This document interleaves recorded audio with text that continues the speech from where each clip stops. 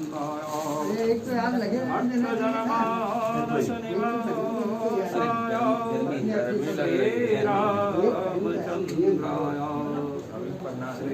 हनुमते नमः। श्रीमद्गुरुभ्यो नमः। सीतानाथ समारम्भाम् रामानन्दार्य मध्यमाम् अस्मदाचार्यपर्यन्ताम् वन्दे गुरुपरम्पराम् वन्दे गुरुपरम्पराम्। आज गुरु पूर्णिमा है। वस्तुतः इसे व्यास पूर्णिमा कहते हैं। आप लोग सुन लीजिए। भगवान व्यास का प्रादुर्भाव द्वापर युग में सत्यवती के गर्भ से हुआ। व्यासोच्छिष्टम जगत सर्वम। संसार में जिन जिन कवियों ने किंवा महाकवियों में दो बहुत प्रसिद्ध हैं, व्यास जी और वाल्मीकि। तो व्यास जी जो हैं उन्होंने जो कुछ लिखा है उनका उच्छिष्ट ही अन्य लोगों ने लिखा है। इसलिए भगवान व्यास सबके गुरु हैं। इस तिथि का आषाढ़ की जो पूर्णिमा है इसको वस्तुतः व्यास पूर्णिमा कहते हैं। तो जब उनका ही दिया हुआ सब कुछ है तो वो सबके गुरु हैं। भगवान व्यास भगवान नारायण के अवतार हैं। कृष्ण द्वैपायनम व्यासम विद्धि नारायणम प्रभुम।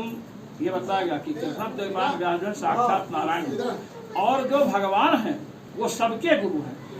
योग दर्शन में बताया गया सह पूर्वेशामपि गुरुः कालेन अनवच्छेदात्। हमारे वह परमात्मा जो है पूर्वेशम पूर्व में जो संपन्न हुए हैं, सनकादिक हैं, भगवान शिव हैं, भगवान ब्रह्मा हैं, इन सबका गुरु है, क्योंकि काल की सीमा में नहीं है। अब देखिए आपको संक्षिप्त में बता रहे हैं कि गुरु का क्या महत्व है। गुरु का महत्व क्या है। गुरु में जो दो शब्द हैं गु शब्द अंधकार का वाचक है। बहुत प्रसिद्ध श्लोक है। गु शब्दस्तु अंधकारः स्यात् रु शब्दस्तु निरोधकः अंधकार गुरु विद्यते। गु शब्द अंधकार का वाचक है। रु शब्द अंधकार के निरोध का वाचक है। अंधकार को जो नष्ट करता है, जैसे गुरु का अर्थ हुआ अंधकार को नष्ट करने वाला। तो अंधकार को दीपक भी नष्ट करता है, ट्यूबलाइट भी नष्ट करती है, तो क्या गुरु हो गए? प्रश्न यह नहीं। अंधकार का तात्पर्य वहाँ अज्ञान अंधकार है। अज्ञान रूपी अंधकार को सूर्य भी नष्ट नहीं कर सकते हैं, चंद्रमा भी नष्ट नहीं कर सकते। वह अंधकार गुरु के सदुपदेश से ही होता है। इसलिए गुरु शब्द का अर्थ किया गया गृह्णाति उपदिशति आत्म तत्वम भगवत तत्वम इति गुरु। जो आत्म तत्व का उपदेश करें, भगवत तत्व का उपदेश करें, उन्हें गुरु कहते हैं। अब देखिए मैं संक्षेप में आपको बता रहा हूँ कि गुरु का महत्व कितना होता है। आप लोग सबरी जी का नाम सुने हैं, सब लोग जानते हैं सबरी जी के विषय में। भगवान श्री राम जब वन में पदार्पण किए तो महाराज अगस्त्य जी के पास गए, जिन्होंने समुद्र का शोषण कर लिया था। मैं उन अगस्त्य जी की बात करता हूँ जिनके चरणों में नतमस्तक होकर विंध्याचल आज भी नतमस्तक है। उन अगस्त्य जी की बात कर रहा हूँ। उन अगस्त्य जी के आश्रम पर भगवान राम गए और उन्होंने पूजा की, किंतु उनके पूजा की प्रशंसा देवर्षि नारद ने नहीं की है। मैं आपको बताना चाहता हूँ, जो समुद्र को सोख सकते हैं और जो पर्वतराज विंध्याचल को अपने चरणों में झुका सकते हैं, उनकी भी पूजा की प्रशंसा देवर्षि नारद ने नहीं की। सबरी के पूजा की प्रशंसा की। इस पर आपको ध्यान देना है। सबरी पढ़ी लिखी नहीं है, सबरी शूद्र जात की है, ब्राह्मणी भी नहीं है। अगस्त्य जी ब्राह्मण है, वेद शास्त्रों का अध्ययन है, बड़े तपस्वी हैं। भगवान श्री राम को जो इन्होंने बाण दिया था उसी से रावण का संहार किया। मैं ये बता रहा हूँ, इतने बड़े वैज्ञानिक हैं, फिर भी उनके पूजा की प्रशंसा नहीं की, सबरी के पूजा की प्रशंसा किया देवर्षि नारद ने। अगस्त्य जी हैं, सुतीक्ष्ण जी हैं, अगस्त्य के बड़े भाई हैं, सर्वभंग जी हैं, महर्षि वाल्मीकि भी हैं। सबके आश्रम में भगवान रहे, किंतु किसी के पूजा की प्रशंसा देवर्षि नारद ने नहीं की। सबरी के पूजा की प्रशंसा की। क्यों की? सबर्या पूजिता सम्यक रामो दशरथात्मजः। देवर्षि नारद करें मूल रामायण। वाल्मीकि से कहते हैं सबर्या पूजिता सम्यक, सम्यक रूप से माने पूर्णतया उचित ढंग से पूजा तो सबरी के द्वारा हुई। इस पर लोगों ने विचार किया, दशरथात्मज राम की। लोगों ने कहा कि जिन्हें वेद मंत्रों का ज्ञान है, जो वेद मंत्रों के दृष्टा हैं, अगस्त जी इत्यादि, सर्वभंग जी, महर्षि वाल्मीकि को ब्रह्म वम्र कहा गया है, ये सूत्र के दृष्टा है। इनके द्वारा की गई पूजा की प्रशंसा देवर्षि नारद ने नहीं की।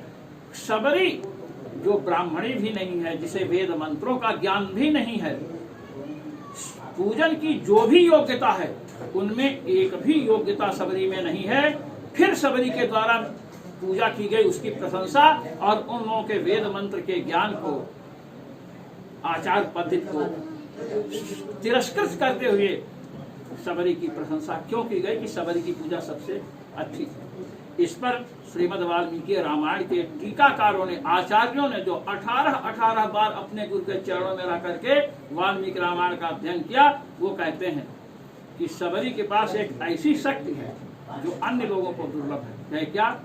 कहे गुरु की कृपा। गुरु की कृपा जिसके पास है महाराज, आचार्याभिमान, भगवान उसकी पूजा स्वीकार करते हैं।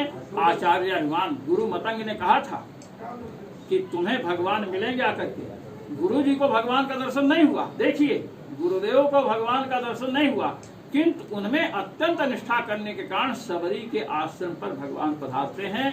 तो ये बताया गया कि जिसको अपने गुरु की कृपा का बल है, गुरु की कृपा का अभिमान है, अभिमान हो तो गुरु कृपा का अभिमान हो, भगवत कृपा का अभिमान हो, उस व्यक्ति के द्वारा कोई भी कार्य, भले वहाँ वेद मंत्र का संयोग न हो, भले वहाँ पात्रता न हो, तो भी वहाँ 4 चांद लग जाता है। अब आप देखिए, आप सब जानते हैं कमल कब विकसित होता है? जब सूर्य उदय होते हैं। सूर्य के उदित होने पर सरोवर में कमल विकसित होता है कि नहीं? और सूर्य जब अस्त हो जाते हैं तो कमल संकुचित हो जाता है। किंतु ध्यान दीजिए, आप सब जानते हैं ये कमल को सूर्य कब तक विकसित करेंगे, कब तक खिलाएंगे? जब तक कमल की नाल में जल है। जिस दिन जल सूख गया, वही सूर्य जो कमल को विकसित करते थे वही उसको झुलसाना शुरू कर देते हैं, कुम्हला करके एक दिन नष्ट हो जाता है। शिष्य कमल के समान है और गुरु कृपा जो है वह जल के समान है और परमात्मा सूर्य के समान है। परमात्मा से हमको शिष्य रूपी कमल को तभी तक लाभ है जब तक उसके पास गुरु कृपा रूपी जल है। जिस दिन गुरु कृपा रूपी जल अलग हो गया, उसी दिन जो परमात्मा रूपी सूर्य शिष्य रूपी कमल को खिलाता था, विकसित करता था, उसी दिन से सुखाना शुरू कर देता। इसलिए हमें गुरु के चरणों में निष्ठा रखनी चाहिए, गुरु कृपा पर विश्वास। और सबसे बड़ी बात है कि श्रीमद् भागवत महापुराण में देवर्षि नारद से युधिष्ठिर जी ने एक एक प्रश्न किया है। काम पर विजय प्राप्त करने है क्या करें, क्रोध पर, लोभ पर, शत्रु पर, सबका एक एक उपाय बतलाया। युधिष्ठिर जी ने कहा महाराज कोई ऐसा उपाय नहीं है कि एक ही करें और सब पर विजय प्राप्त करने है? कहे तो बताए क्यों नहीं? कहे कि सब बात ऐसे नहीं बता दी जाती, बहुत जिज्ञासा होता। कहते हैं एतत् सर्वं गुरौ भक्त्या पुरुषो ह्यंजसा जयेत। ये जितना भी मैंने बताया है एक एक पर विजय प्राप्त करने का एक एक साधन, उन सब पर विजय प्राप्त कर सकते हैं अनायास। किससे? एतत् गुरु भक्त्या, ये गुरु चरणों में भक्त है। इसलिए हम अपने सभी पूर्वाचार्यों को, श्री रामानंदाचार्य महाराज हमारे जो आदि गुरु हैं, श्री सीताराम जी महाराज, उनको नमस्कार करते हैं। सीतानाथ समारंभा रामानंदार्य मध्यमाम अस्मदाचार्य पर्यन्तां वंदे गुरु परंपरां, वंदे गुरु परंपरां। बोलिए सर्वेश्वर श्री रघुनाथ जी महाराज की जय। समस्त पूर्वाचार्यों की जय। श्री रामानंदाचार्य जी महाराज की जय।